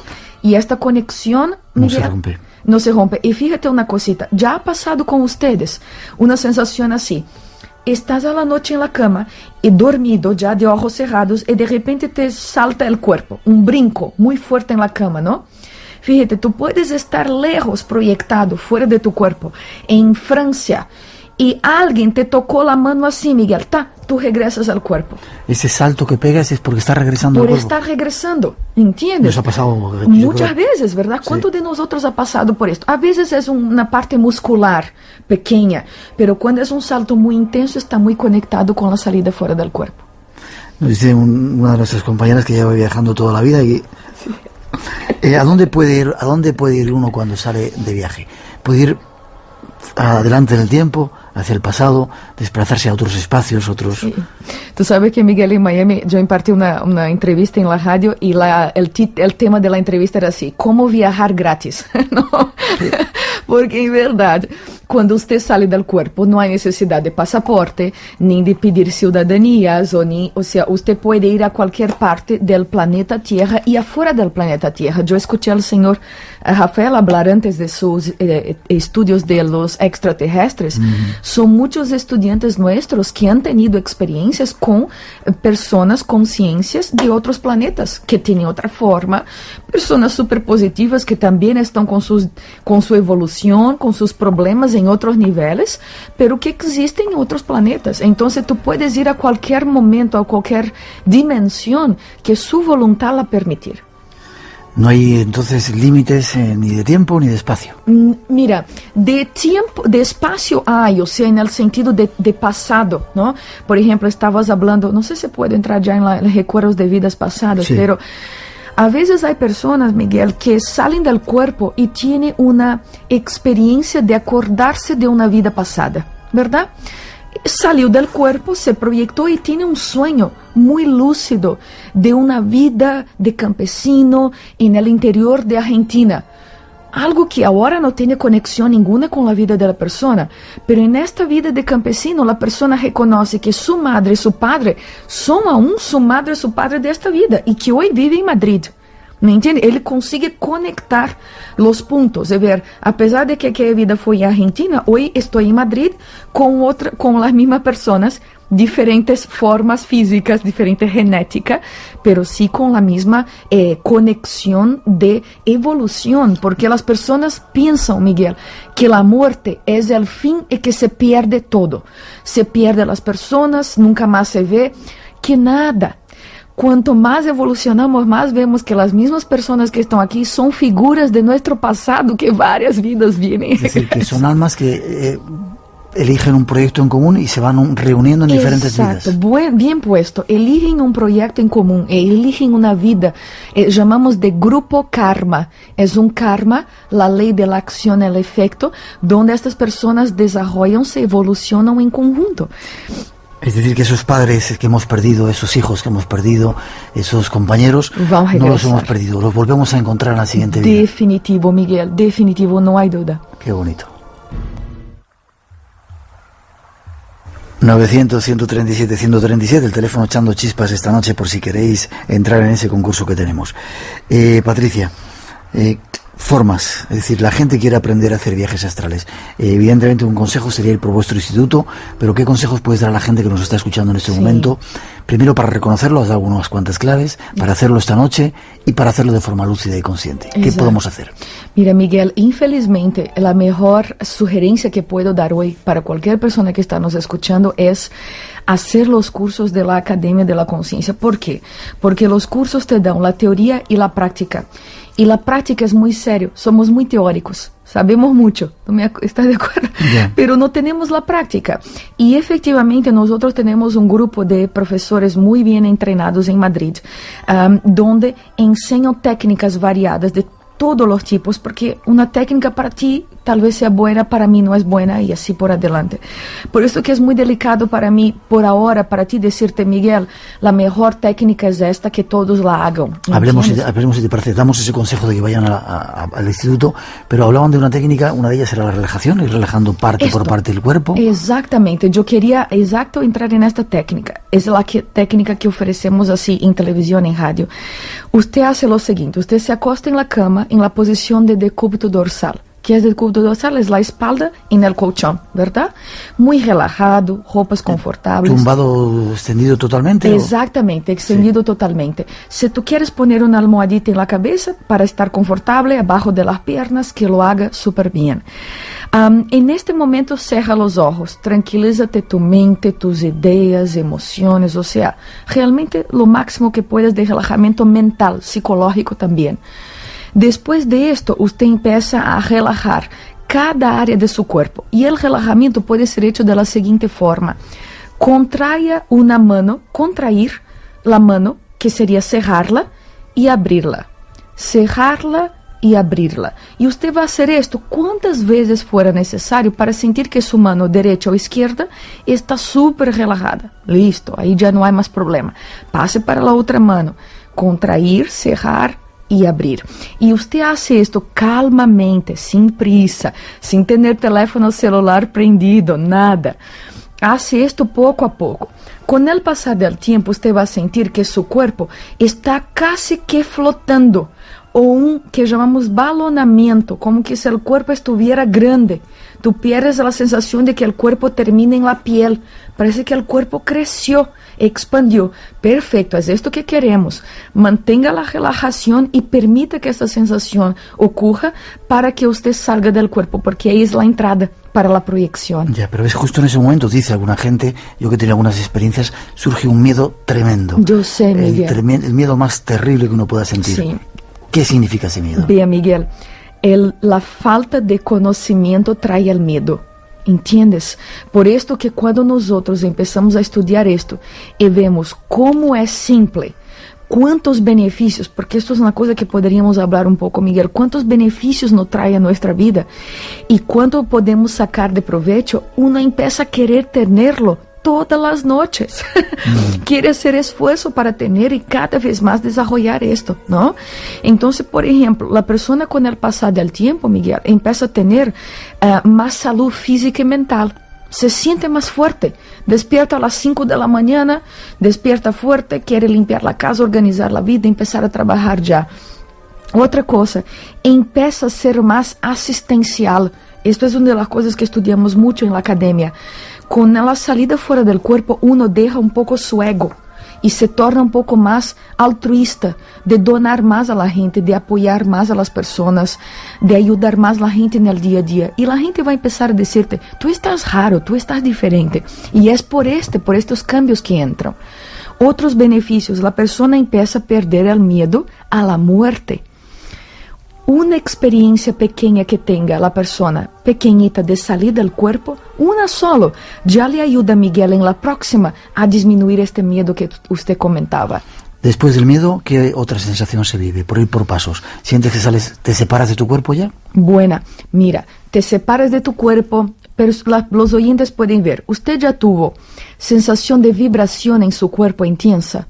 Vibrar como si el cuerpo estuviera como si fuera un terremoto, temblando. Esto es una sensación de que está empezando la salida fuera del cuerpo. Hay una característica muy interesante que son llamados sonidos intracranianos. Y la gente cree que está loco, va al médico, gasta un montón de dinero y no tiene nada. Sonidos intracranianos son sonidos así como que ¡ping! O un sonido raro, que no tiene una conexión con el físico. Y la persona lo escucha cuando está efectivamente empezando a salir. Entonces esto es un señal, una indicación para uno. Estoy saliendo del cuerpo. Es como que si el cuerpo estuviera diciéndote, despiértate, estás saliendo, ¿no? Una sensación a veces de estar liviano. de estar muy sutil, como que no sabe si está despierto, si está dormido, pero muy levianito. Y esto también es una sensación de estar saliendo fuera del cuerpo, ¿no? La propia sensación de estar pasando objetos. A veces tú no estás de ojos... Pasando objetos. Como que pasando paredes. Sensación de que tú estás te moviendo, caminando. Todo esto son sensaciones que te indican, ya estás fuera del cuerpo, ya estás proyectado. A veces cambios de temperatura. La persona estaba sintiendo frío y de repente un calor te toma cuenta. También esta sensación de salida fuera del cuerpo, ¿no? Escalofríos. La sensación de que una parte del cuerpo solo sale. Todo esto y 300 millones de otras pueden pasar, ¿no? ¿Por dónde se sale? ¿Por la cabeza? ¿Por el ombligo?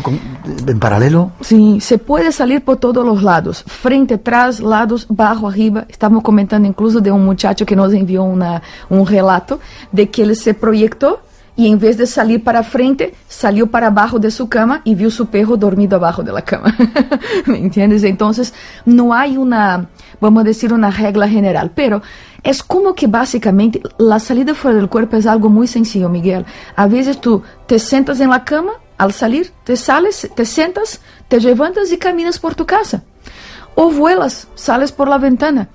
O sales por tu casa, sales por la puerta, vas a la calle, ves gente, entiendes cosas, hablas con amigos, solucionas problemas. Déjame terminar de ver la forma física y luego lo que se puede hacer.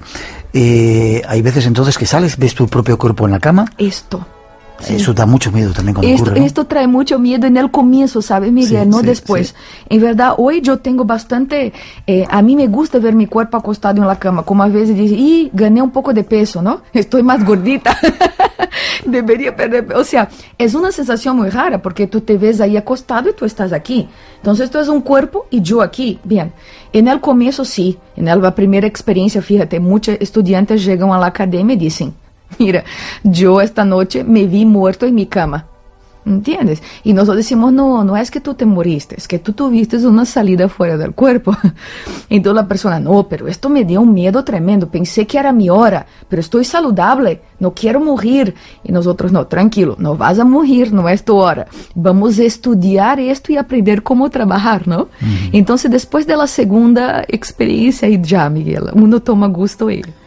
¿Y a dónde puede ir? Decías que no hay tiempo, no hay espacio, no hay límites, y uno puede ir a saber eso a lo que hemos venido a hacer. Eso presupone que venimos aquí con una misión concreta. Exacto. Y que a través de los viajes astrales podemos reconocer cuál es esa misión. Exactamente. Nadie vino aquí de vacaciones, ¿sabes? Tenemos todo un propósito de vida, un objetivo de vida. Por ejemplo, tal vez tu propósito de vida sea informar a la gente a través de tu trabajo. Esto puede ser un bonito trabajo que estés haciendo. Pero hay mucha gente, Miguel, que no tiene esta noción aún. Eso te iba a decir, es tan difícil que saber. Están perdidos, que realmente tienen una duda. Hay incluso un libro que tenemos en la academia que la próxima vez podemos regalar a tus oyentes, que se llama Síndrome del Extranjero. Es un tema interesante, pero es la sensación de se sentir un extraterrestre en la propia vida. Es como que yo soy raro, no me gusta lo que mis amigos se gustan, no me gusta nada, o sea, están todos perdidos en su propia vida. Y esta sensación de estar perdido es porque la persona siente, yo tengo que hacer algo diferente, pero no sé lo que es.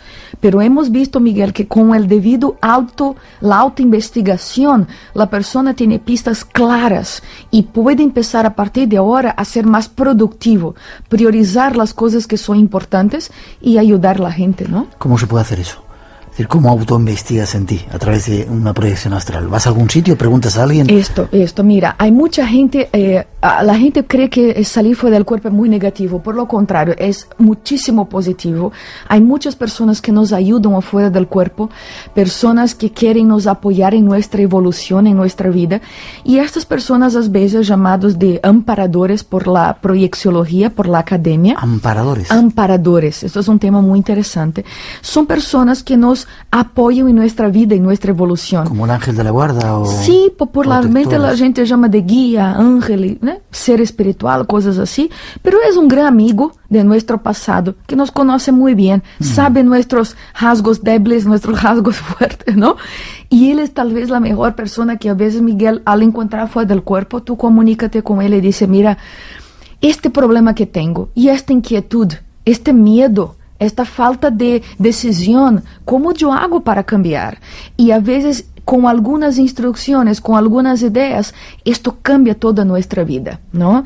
Pero nada mejor do que usted mismo investigar a usted mismo. A pesar de que hay conciencias, hay personas nos ayudando, fíjese, a lo mejor es que uno pueda tener su propia experiencia de investigar, que es la idea de que tú puedes estudiar, por ejemplo, estudiar temas como que la evolución, temas de vida después de la muerte, la condición de ayudar personas, todo esto te trae datos muy serios acerca de lo que es que tienes que hacer aquí. Nos preguntan también si uno puede comunicarse con o encontrarse en ese otro mundo con seres fallecidos. Sí. Y te pido que sea breve porque se nos acaba el tiempo. Sí se puede, definitivo, muy simple. ¿Te lo puedes encontrar? Se puede y se encuentra. ¿Cómo haces? Cuando sales, piensas o... Tú puedes evocar a esta persona, pensar en ella, o a veces esta persona te viene hasta ti, ¿entiendes? Llega cerca de ti. Y ahí se empieza una comunicación en general telepática, que es el modo como nos comunicamos afuera del cuerpo, y se siente que la persona está bien, está evolucionando, y que a veces viene para ayudarnos, para dar algún dato bueno para nuestra vida. Tratando de resumir, todas las noches, todos los días hacemos viajes astrales, no son peligrosos, no, y uno puede llegar a recibir respuestas importantes de lo que hemos venido a hacer aquí, ¿no? Exactamente. Y se puede aprender a hacer de forma consciente. Se puede y se debe. Esto es nuestro objetivo. Desearíamos que todos pudiesen hacer. Sí. ¿Tú me permites dar el teléfono? En un momentito de la lo vamos academia? a hacer. Sí. Tomen lápiz y papel si hay gente interesada en contactar con estos invitados para aprender estas técnicas y enseguida se los damos. Tú, Patricia, has venido a España a dar una serie de cursos, te vas a Estados Unidos, pero vas a volver por aquí para... Voy a Portugal ahora, de Sí. aquí. Y regresamos siempre. Sí, estamos siempre. Vamos a estar en contacto porque es un tema Posiblemente, que a mí personalmente me interesa mucho y a nuestros oyentes les interesa mucho. Nos encanta estar aquí. La gente que quiera, ¿dónde se puede poner en contacto con vosotros? ¿Tenéis una página web, algún teléfono? Tenemos, nuestra página web es www. Aquí decimos www. Disculpe, esto es en México, entonces estoy equivocada. Sí. Punto es mundo, la palabra mundo. Mundo. IAC de International Academy of Consciousness, ¿no? IAC.org. Y nuestro teléfono para contactos aquí en Madrid es 91 591 2587. Vuelve a repetirlo si no te importa el teléfono. 91 591 2587. Patricia, ha sido un placer, muchas gracias. Espero verte físicamente y viajando por ahí en esos viajes astrales que te haces. Mucho gusto, muchas gracias por todo. Y gracias a ti por ese esfuerzo de haber venido y estar hasta estas horas con nosotros. Hermoso programa, muchas gracias. Gracias a ti. A punto de marcharnos, estaba pidiendo la careta de salida, pero Rosa, hay que dar cantidad de gente llamándonos, ¿verdad? A todos se lo agradecemos. La verdad es que no han dejado de sonar los teléfonos y tenemos ya los 5 ganadores del libro de Rafael Palacios, de Extraterrestres, el secreto mejor guardado, que vamos a dar los nombres. Atentos. Son Ascensión Purlán de Sevilla, Antonio Mato de Córdoba, José Benítez de Tenerife, José Luis Delgado de Ciudad Real y María Elena del Amo de Málaga. Felicidades. Y teníamos otro más de retrocogniciones, un libro más... Sí, seguimos recibiendo llamadas, entonces, si te parece, Miguel, vamos a hacer el sorteo y damos los resultados el próximo viernes. Perfecto, de cualquier forma que no se preocupen, que a lo largo de la semana nos ponemos en contacto con ellos para pedirle la dirección y les enviamos el libro a su casa. Así es, nos vemos entonces. Gracias, Rosa. Y terminamos, llegan las noticias de las 4, las 3 en las Islas Canarias.